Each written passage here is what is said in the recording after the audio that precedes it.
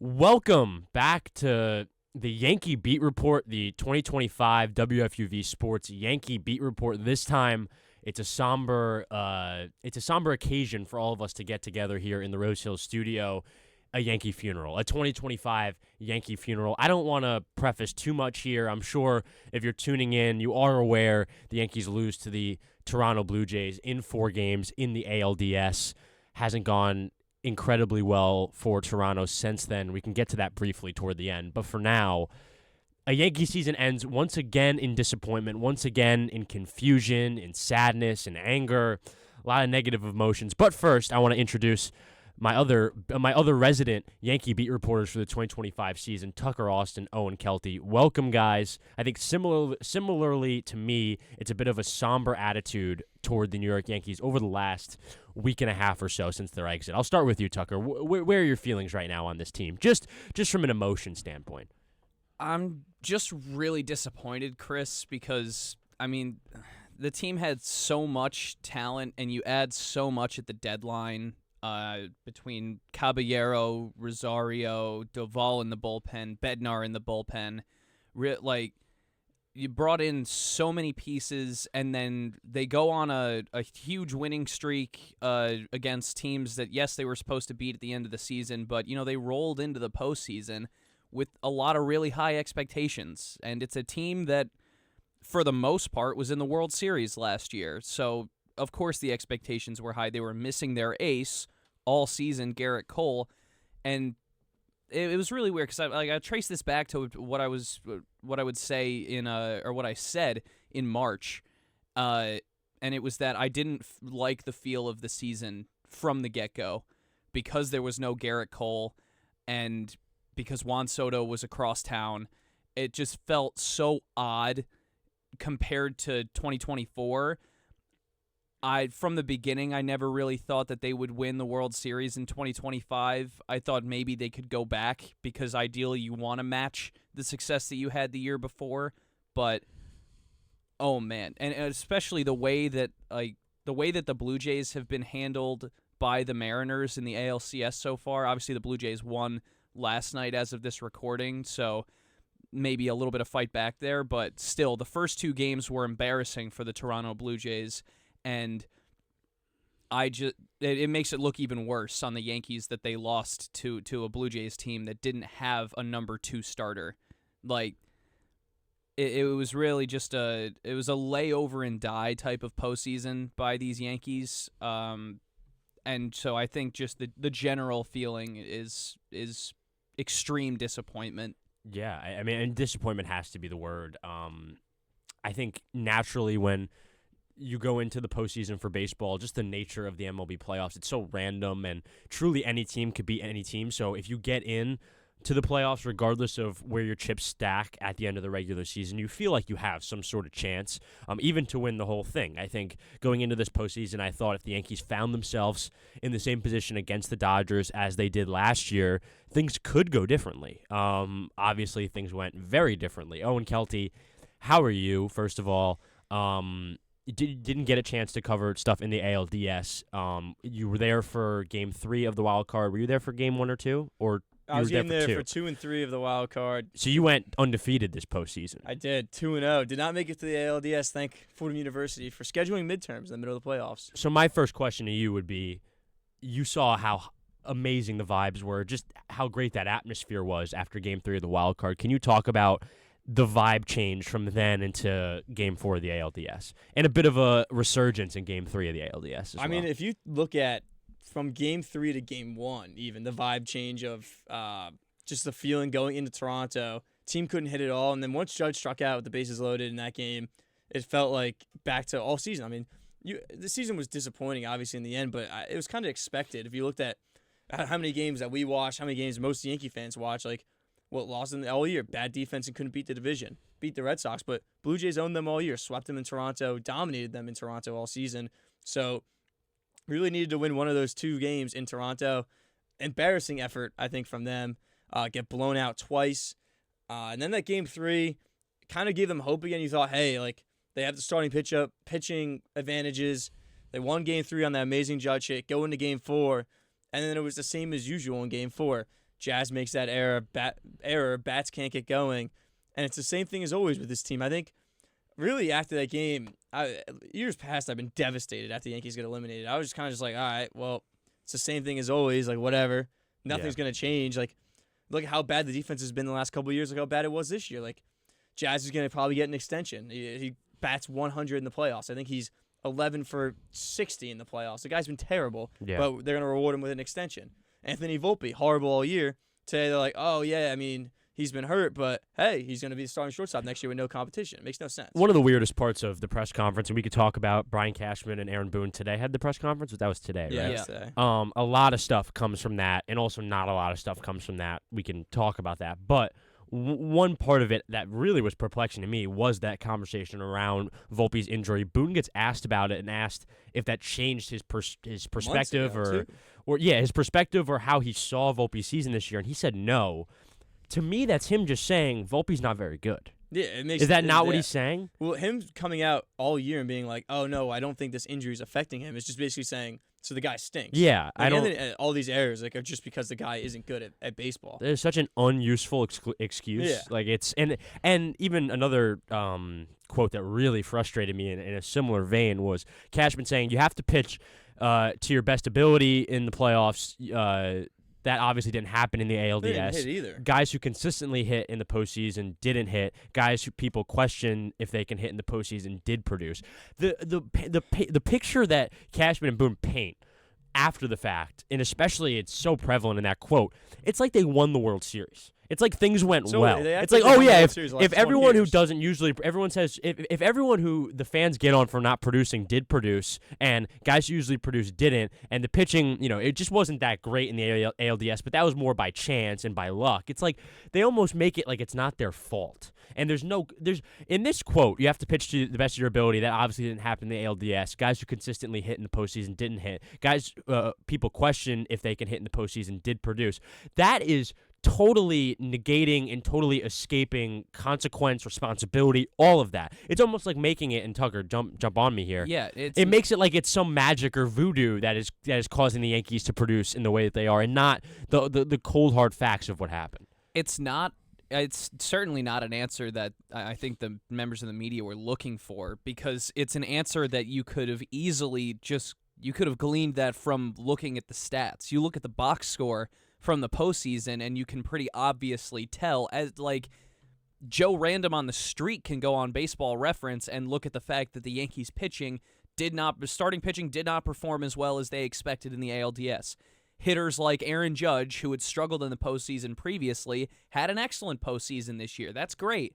Guys like Giancarlo Stanton, who they started relying on to hit in the postseason after he had such a great year in 2024 in October, he didn't produce as much in this postseason. Yeah. And yes, that is the case. But that's not a real answer that the Yankees front office can expect to give the media and have the media just be like, okay, it's like, it's obvious. Like, we already know this. And we're trying to ask why this might be the case, and they're just saying what the case is again. And to Owen's point, the two official quotes on Volpe from both guys, Cashman and Boone. Boone, the injury did not affect Anthony Volpe's performance. Brian Cashman, I believe the injury affected his performance. You're just saying opposite things. So I don't know if they're differing opinions, if they're not in the same rooms, if they're having different discussions. How can you have such opposite perspectives on something that we all saw? It's bizarre. And also, it's because they like. Yeah, go on. I'm not going to say it's because they don't really communicate about it between the two of them, but because I'm not 100% sure if they do. But I think them not having a concerted response to the Anthony Volpe situation just allows them to kind of brush it off and then keep Volpe on the roster until Lombard's ready, which would probably be after next season. So they're gonna run it back pretty much. Volpe yeah, I mean, next the year, thing is, he'll probably stink again, and then be like, trade him for nothing. Watching watched MLB Central like a couple days after the Yankees got eliminated, and they had John Heyman on, and he had some pretty good points about Anthony Volpe and about the Yankees' whole young core. He said they really need to, tough love needs to come into play, and I totally agree with that. I think between Volpe, Rice, Austin Wells, and Jason Dominguez, there really needs to be some like some tough love has to come But in. Volpe's the Volpe only needs one to who be gets battling. that leash. Like everyone else has to fight for their position. Ben Oh Rice. no, had to fight. Volpe is Jason going to Dominguez fight. got benched. Like, Volpe's going to throughout the fight year. for his position this year. I don't Because think he will. He never. Like he's in been terrible. 2026 in spring, it's Caballero is going to be on the roster and he's going to be battling for that spot. We already know Caballero's glove looks way better than Anthony Volpe's based on the eye test. Caballero also is a much more difficult out. Sure, he doesn't like the same it's exact not player. it's not great, but like it's better. It's better if you can be a more difficult out than Anthony Volpe, which it's not that hard to do. The Yankees need to have that guy in the roster. The issue when it came to October this year was 7 through 9 in the Yankees order was almost always an automatic out. It was like that Even all when year, Ryan though. McMahon was in there. And yeah, it was like that all year, but in the postseason is especially when it burned him. I mean, Volpe's postseason stats this year were atrocious. I think in the ALDS alone, I'm fairly certain he was like 1 for 15, 11 strikeouts. I think that was before Game 4.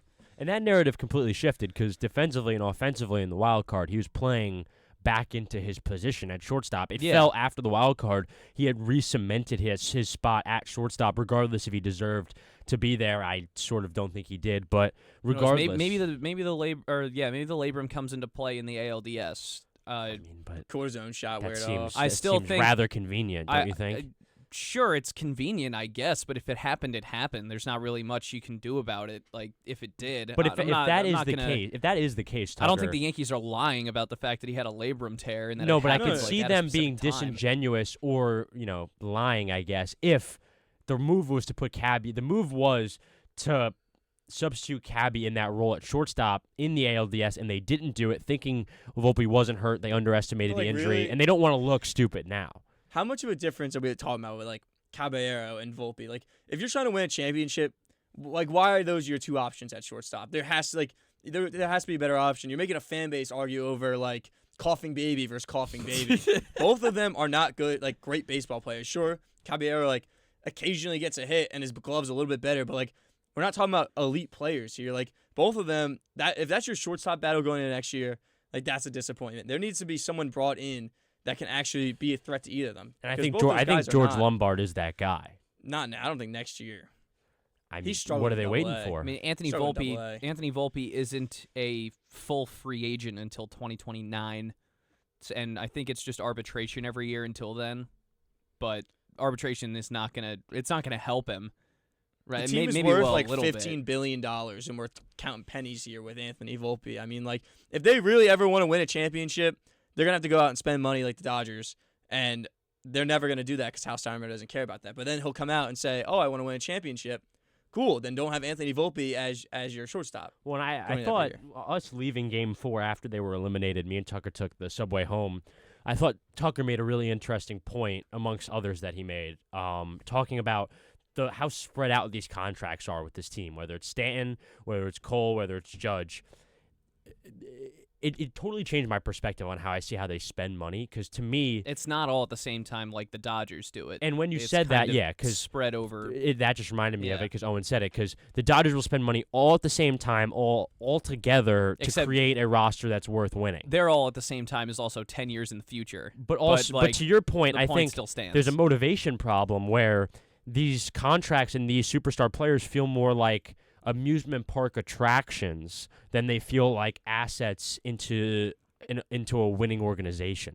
Like it feels like a spread out list of attractions that are meant to bring in money and bring in profit. But then the sort of motivation for winning does seem to have been lost in the last 15 to 20 years. It's tough when Cashman's up there because it's hard. He can't say he hasn't done it. He's done it 1, 2, 3, 4. He's done it 4 times. So it's like there's a certain point where is the game different now? Or is it the same and maybe the motivations are different? Which one do you think is true, Tucker? I feel like the motivation within the front office does not feel the same. Like you think about what it felt like to be a Yankee fan, and this is like, for us it's tougher because obviously we're way younger, so didn't get to experience a lot of George Steinbrenner at the helm, like before he passed away. They didn't have much time with that, and then a majority of my conscious Yankee fandom has been while Hal Steinbrenner has been at the helm. But even from the war stories that Yankee fans will tell of back in the 90s during the dynasty, and even leading into 2009 for that World Series, because I was 5 years old when that World Series happened, so I can't really be expected to remember too much of that or the general vibe around it. But I feel like the vibe is entirely different. It's not World Series or bust. The fan base is World Series or bust every year, of course, because it always is. But the front office doesn't feel like World Series or bust. The front office kind of feels like if we can convince the fans for a month and a half out of the season that it is World Series or bust, honestly, but then the rest of the time just try to consolidate and continue to make a stupid amount of money, which they do. They're either the most or the second most valuable sports franchise on the planet. They kind of go back and forth with the Dallas Cowboys. Tucker, I mean, look at the Cowboys, too. The current Cowboys. It's the same mindset between the Cowboys and the Yankees. They're here to make money. They don't really want to... They don't want to win the championship in their leagues the way that their franchises used to. You're alluding to what my biggest point and what my biggest gripe has been this entire time is the cycle that fans and this organization is in. And we'll get to other stuff. This is very big picture, but the organization sells championships for 8 months of the season, and they sell it all year long. And then at the end of the season, Yankee fans have high expectations. Those expectations are not met now 17 years in a row, 16 years in a row, 17? It's almost the longest in franchise history. Yeah, they went 77 to 96, so 18 years. So I think this year would be, 26 Holy would be... moly, we're close. That's so bizarre. Because 2009 and then... It's been a long time. Plus... What is it, plus 17 to get to 26? But just think about 77 to 96. That feels like a lifetime. And feel now. It doesn't feel... 09 doesn't feel like it was that gap of time. My point is that at the end of the season, Yankee fans will be disappointed and the team will not meet their expectations now 17 years in a row. And the team will be upset about it. Why are your expectations so high? We had a good team this year. We made the playoffs. We make the playoffs every year. There's consistent success here. Why are you upset? And then they call Yankee fans entitled. They call them spoiled. All of this nonsense. Even though they are the ones selling them this championship ideal for 8 months, and it's what keeps this cycle so profitable. So then it's a cycle that genuinely makes my head want to explode. I just don't understand how you hold yourself, the organization, and the vibe of the situation every season to such a high standard all year, and then are calling the fans spoiled and entitled when they just hold you to the standard that you're holding, that you try to hold them to, or you sell to the fans. It just feels fair to me that if you're going to sell championships and you're going to sell this Yankee ideal of history and nostalgia and all this nonsense, that they also need to back it up on the field. And if they don't, they should be held accountable by the fan base. The accountability needs to be there. That's so simple. It's like, I'm not going to say it's a majority of the problem, but I think accountability would go a long way to figuring out some of the things that are going wrong. And if the fans, Tucker, didn't have championship aspirations every year and weren't upset they didn't win the championship every year, wouldn't that be worse? It would. Wouldn't they then become sorry to do this? You take the New York pressure, Mets. Effectively, yeah. You take the pressure away from the New York Yankees. You take the fan pressure and the expectation of going to the Fall Classic, winning the World Series, being the best team in baseball. This is the bar that the fans set for the New York Yankees as a squad every year. You're right. It's not a bar that Mets fans will set for the New York Mets. No. They rarely do. But if you take that away, then there's no excuse for the Yankees to do anything effectively. They could miss the playoffs, and it would be if they were positive, if they made billions of dollars that year and missed the playoffs, then it doesn't matter. But the problem is it should matter, and it does matter. The fans know it matters when the Yankees don't win the World Series. But when there's no accountability to the front office between the fans and the general manager or the very top of the organization, that's where the disconnect arrives, where you're not a winning organization anymore. The Yankees, sure, they go to the playoffs, but if you don't find success in October, we can't sit here and call them a winning organization. Yeah, and Owen, this is a point generally as well. I think the fan base and the organization know there's a major problem, know there's a culture problem, but I think both parties know that the organization will not make a drastic change to improve that. And I think both sides are almost depressed living in that sort of reality right now. I mean, also you look at every single offseason, the front office talks a big game. Like after they got Rodon, Hal's out there saying, "Oh, we're not done yet," and that was the last move they made of the offseason. You look at last offseason, our plan B after missing out on Soto is going to be, we're going to go out and spend money still. It's like, all right, Paul Goldschmidt, Max Fried and Cody Bellinger were good, but you had to go out all out on Juan Soto, I think there. And now you're going to this offseason. Oh, and this is the one time I'll defend Cash. He did all he could last offseason. A lot of the time, I don't really know how much more he can do. And I don't want, whatever the Soto deal would have looked like, I think is a bigger problem than whatever they have right now where no one's on the roster. I mean, then you're going to go into this offseason. You have options between Kyle Tucker's out there, Bo Bichette will be out there. They'll probably run back Cody Bellinger and Anthony Volpe. It's and that's just the reality. The same exact thing. But they're going to talk about how they want to win. But then they're just going to keep bringing back almost the same exact roster every year. But it doesn't make sense to me because even with you said, I agree with everything you said, but they'll ask Cashman about Bellinger today, and is he a priority this offseason? And effectively he says, I don't know. It's your job. What? Not even. Yeah, we haven't talked about it yet. Is what he said. How have us three talked about it? I think for it's interesting the for an Bellinger infinite thing. more time than they have. I know, but the Bellinger thing is weird because they can't give qualifying offers to guys who are going into arbitration this year until 5 days after the World Series ends. So Trent Grisham is one of those guys that's going to get back. He's going to get a qualifying offer because he hit 30 home runs this year. He's going to take it probably. He probably will because why wouldn't he? So but why offer if it to Bellinger walks and doesn't re-sign with the Yankees, you need another outfielder to go with Jason Dominguez, especially if Dominguez's defense is the same. Sure, go out and get Kyle Tucker, but I mean, Dominguez, Grisham did not do a poor job in center field and was a good regular season piece. Yes, he didn't show up in the playoffs. That was his first playoffs in New York. Maybe it doesn't happen again, but I would venture to say that I'm going to look at his Grisham career would be numbers better. compared to his one good season. That guy's never going to perform in the playoffs, and you have to go out and get guys who are stars that have a better chance of performing in the playoffs. Kyle Tucker struggled in the playoffs, but he's a superstar in that Major League Baseball. I'd rather give him a shot than bring back Trent Grisham, who's a career low 200 hitter. He lost himself so much money in the last month. So much money. If he was clutch and showed himself to be a guy that can be trusted in October, I mean, he could have asked for a Trent. He could have asked for a ludicrous amount of money. I mean, what would they have said? He hit 30 home runs and showed up in the playoffs. Yeah, and was a except he was an automatic out in front of Aaron Judge in the playoffs. So I don't. Yeah.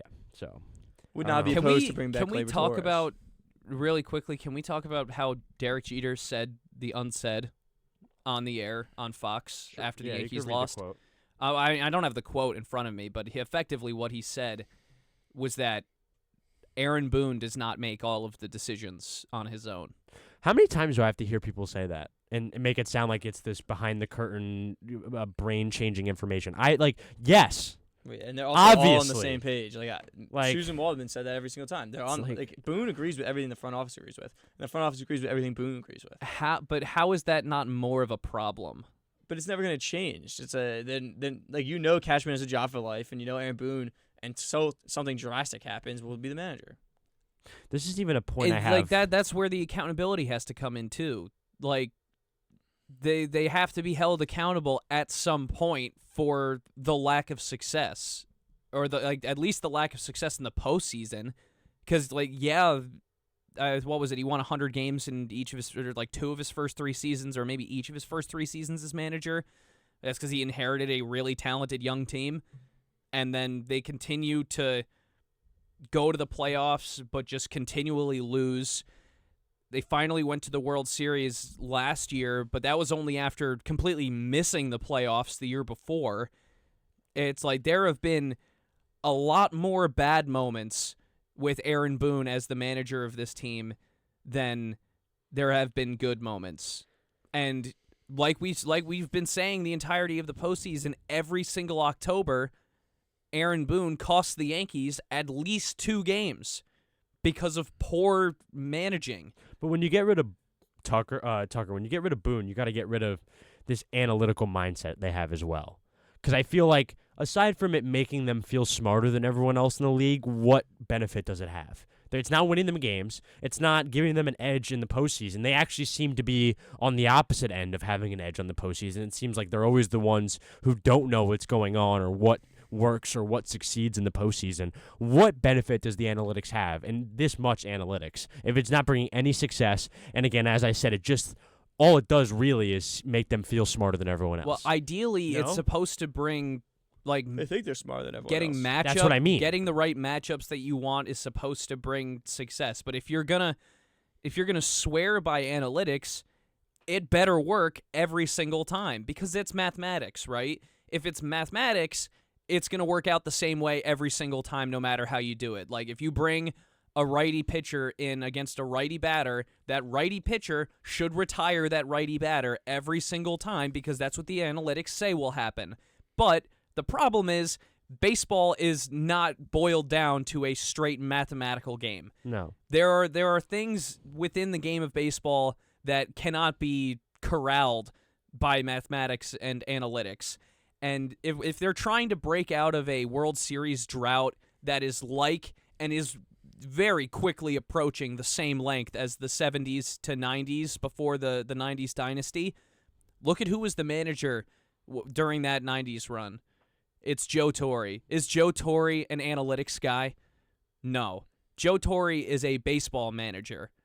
And so if the Yankees want to if they want to win another World Series, they want to win their first World Series since 2009, you need to do it by throwing analytics to the wind. They've tried it. They've tried it for a long time now, like the Dodgers and are it's the most just analytical not team working. in baseball, and they're about to start a dynasty. They have Freddie Freeman, Mookie Betts, Shohei Ohtani, Teoscar But Hernandez, they also go out and TK. spend money. But if you look at the way they design their roster, spending money, but also look at the teams who have success constantly more than the Yankees. The Astros were a heavily analytical team. The Red Sox all those years were an analytical team. Like, you can't just say throw analytics But out I the like, window. okay, so this is like, because we're almost like, it's like we're measuring like a fake thing right now. But if like exactly what you just said, Astros, Boston, Needs two to at analytical least take teams. a back But seat. also That the makes Yankees me have one of the hold smaller on. analytical departments, Hold on. When you say those two teams, like Boston and Houston, and you say they're very analytical, in my head I envision base hits, chaos on the base paths, pitchers like almost Wizards level of pitching changes. Like it's a different level of producing and managing your ball club. None of those things are what I see from the Yankees. Like I don't know if it's a Yeah. if it's a Those wrong aren't- they have those the aren't- wrong analytics maybe or No, something but like that's that. That's not what I would They call don't have the like roster to do stuff. that's not what I would call necessarily Then like change it. analytical baseball. Like using I'm agreeing with you. using I'm not, the Yankees use opposed- sabermetrics. I'm not even saying you disagree. The either. Yankees use sabermetrics and analytics to get the matchups that they want on any specific day. It's why Aaron Boone changes the lineup every single day, They don't and there's believe in guys hot. batting in different places. No, there's no hot or cold. It's just, are you good mathematically against this arm or against this arm? How many at-bats do I want to get you against this guy? Because the sabermetrics say you're more likely to hit a home run. The Yankees believe in the, what is it, the 3 true outcomes? I forget what the actual term is. It is that, but I But don't they believe believe that's what they believe in. that. I don't think so. It's home run. What is it? Home run, walk, Home run, strikeout. walk, strikeout. I Yeah, don't that's think what they believe in. that. They believe in home run, walk, strikeout. If you get a single or a double, the Yankees front office does not care at all if you hit a single or a double. If you hit a But home you run, can say that, but or if the you walk a roster's lot, not that's designed all like they care that. about. The roster's not designed like that. What do So you how mean? are you saying that? Not designed like what? Like to be a 3 true outcome, like walk, run, or home run or strikeout. Like the roster's not designed by that. They are. Like, The top What- six, the how? top 6 in the order are How is all it able not? to hit home runs, and the How is bottom it not 3 in the designed order like are that? automatic strikeouts. well, the Volpe entire was season. supposed to be a contact guy. If you look at Trent Grisham, also like, Okay, They turned him into a home run guy. stop. Volpe's supposed to be a contact guy. the guy stinks. He That's not- hasn't hit higher than 240 No, in I'm like saying 2 that's years. kind of on the player. So what's instead of, so like, the that's development. like well he was supposed to be a But contact guy. who on the roster besides Ryan McMahon is a consistent 3 true outcome guy? Wells. Wells, Yeah. He had a Elite couple defensive. big. He had a elite. defensive Elite. framer. Elite. Yes, elite framer. And Ben Rice, once he Top started 3 in the league. In Had a framing. conversation with my roommates the other day. Ben Rice, once he Would- started lifting the baseball. Would you guys refer when a hitter moves to like almost sell a ball being a ball? Would you call that hitting framing? What, like a batter like moving Framing, man. That's like such a bat stupid like argument. like an That's- inside I don't pitch. think so. My roommate inside said pitch, it. he kind of dodges the My baseball roommate a said it. little He bit. was like, "Oh, that was a great frame from the hitter," and I looked at him. I was like, What? Well, It was a that great is- frame from the that's- hitter. That is not. I'd call it Is more that of a woke sell. nonsense? That is utter woke I nonsense. agree, that is woke I'd call it a nonsense. sell. It's less of a frame, more of a sell, because if you're framing it, you're actually like keeping it within the frame. If you're a hitter, you're just trying to sell the fact that it was out of the zone. I Also don't know. woke nonsense. Blue Jays and Mariners game 1 of the ALCS wearing white and gray pants with turquoise and blue uniforms, looking like softball teams. Shout out my father. He said that, and it couldn't rain more true. They looked horrible, and then last night they had on. Was it last night? They had on baby blue, all baby blue Toronto, and gray or white Seattle, and it looked perfect and looked exactly how it should look, Yeah. and not like a softball game. I digress. This Yankee team. So Cody Bellinger is the antithesis to like the rest of the guys on this Yankee roster with the 3 true outcomes, because Cody Bellinger's strikeout percentage was the lowest it's ever been in his career this year. He put the bat on the baseball, he put it in play, and he was rewarded for it more often than not. So that's why I want them. playoffs That's why I got want them to stumped. bring Cody Bellinger back. And not to mention the fact that he has a really, really solid glove. The glove is so good. Really, he made really he good. made an error. Aaron in the Judge playoffs. is also technically like he is not really a 3 outcome guy, or wasn't this season because he had an MVP year. But he's still like he hits a lot of home runs and he walks a lot. Like it's kind of two true outcomes. He just doesn't strike out although he does also strike out a lot. I mean, every player walks, hits home, and strike out. You could say every player in the league is a 3 true outcome player. But Like, but you're other arguing teams, this right but now. other You teams really actually can't, though. small But like ball being it. like, oh, Aaron Judge is a 3 true outcome. The guy's the best hitter to ever walk. Did you the just say earth. that?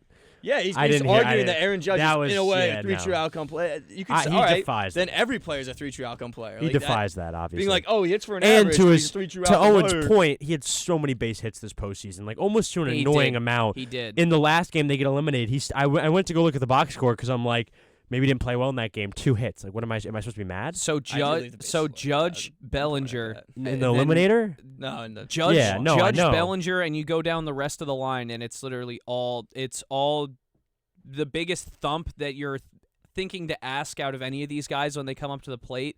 I'm thinking about this postseason specifically too. Like Cody Bellinger and Aaron Judge step up to the plate, and I'm like, okay, we could get something started here. Anybody else was stepping up to the plate this postseason, I was like, they need to put it in the seats or nothing's happening right now. And then that's just the way that it was. Like the way that the Yankee roster was playing baseball down the stretch and into October this season was everybody except Bellinger and Judge either just trying to get on base or send it out of the yard. And you look at how they lost to the Blue Jays. The Blue Jays slapped the baseball all over the place. Tucker. In the Red Sox wins, they were slapping the ball all over the place. They didn't even need the home run ball. Tucker. The Yankees rely so heavily on the home run to score their runs. Tucker. Out of fear of getting more sad, we're going to have to give our closing remarks here. Out of fear of, because everything you're saying is spot on, but if I hear any more of it, my goodness. This is my closing sentiment. This team needs to more consistently hit. And I don't mean hit home runs. I mean hit the baseball, base hits, good pieces of hitting. Get those base paths moving. Get people on those base paths. This needs to be a whole season thing. They need to have trust in their bullpen, whether it's reworking it or building up guys that are already there. The bullpen, you need to have more faith in going into next season. The starting pitching situation seems more up to injury, and when it's all healthy, it seems as good as any other staff in the league. That's bar none. I think just in general, just to close my statements here, this Yankee team has a undeserved entitlement that has riddled them, I would like to say, for a decade. It would probably be around a decade, especially around the time of 2018. And Joe Torre hit on it so well in his quote after they were eliminated a week and a half ago. As long as they have, I don't know, I think the word was entitlement. You might have used a different word. As long as that entitlement is in place of the hunger they should have, this team will not succeed. And I completely agree. There's a certain hunger, a certain desperation to win that this team does not have. I don't know if that's we play for the biggest market team. It's a nice consolation. We're rich in New York City. Whatever, all of that, whatever it is. This team needs a serious hunger, a serious determination. They just need to not a serious determination. They need to be seriously determined about winning baseball games, not being a winning baseball team, but being a World Series winning baseball team. So, in summary, that is my thought. They have to move on from Boone. I don't think this team has World Series championship success with him, and I think along with him, there needs to be a lot of other structural changes. And I think just in general, it's a culture problem. And once that culture problem is changed, this team can go win. But as long as that culture problem exists, this team will continue to disappoint their fan base. I still don't know why they fired Joe Girardi. I'm done. I have nothing else to say. I think like you say entitlement, I'll say complacency. I think in this situation they go hand in hand. They go hand in hand. I think that not that the Yankees have anything to be complacent about because they haven't won the World Series since 2009, but certainly you could say that winning the division in the years that they have or making the playoffs, like beating the Red Sox in a series in the playoffs this year for the first time since 2003 was the Yankees World Series this year. And I think that complacency and being satisfied with beating the Red Sox is exactly the problem. You cannot there cannot be any amount of there just can't be a complacency that comes with winning games that aren't the World Series. So going forward, the focus needs to be entirely on the World Series in a way that it hasn't been before. And I think I would agree with you too. I think the complacency starts with the skipper, and it starts with Aaron Boone being okay with, okay, we won almost 100 games and went to the playoffs and beat the Red Sox in the playoffs, so it's fine. We're good. We'll be back next year. It's like, no, there needs to be a threat that if you don't win the World Series, you won't be back next year. There was a certain level, we were all in the field after they beat the Red Sox. There was a certain level of satisfaction, a certain level of we did it that maybe was, looking back at it, a bit worrisome. Owen, do you have any closing arguments? My final thoughts are Joe Shane, go get Jalen Waddle. Giants are making the playoffs and win the Super Bowl. Well, Devon Achan's going to play for the Seahawks next Clearly week. Clearly, Kelty has moved on. I've moved on. Clearly, he's Knicks. moved on. My team is a top 3 in the NFL power rankings this week, so I can move on as well. Tucker, your college football teams just traumatize you to a almost concerning degree. Devils home opener tonight, Chris. Devils home opener. Tucker Austin on Twitter. Make sure to look out for that. Him and Dominic Sansone, another one of our peers, are going to be on that Devil Beat Report this year. And yeah, thank you everyone who listened to any of the Beat Report stuff on Twitter, on YouTube, following all of our WFUV sports content. We've had an absolute blast this season. It's been, speaking on behalf of everyone in the room, it's been one of the pleasures of our lives to be able to cover the Yankees it has this still season. been very fun. Yeah, despite the result of the season, just to cover the Yankees for a full season, I think has been the joys of all 3 of our lives, and we really appreciate it. Joe Henry, Lou Orlando, Bobby Chaffardini, everyone who makes those things possible, and Yankee fans got to keep their heads up. There's always a next year. As Cubs say, there's always next year, but for Yankee fans, there's truly always a next year to be excited about, and next year will be that, regardless of what the roster looks like. For Tucker Austin, for Owen Kelty, I'm Chris Carrino. Thank you for listening. This Yankee Beat Report has been a production of WFUV Sports.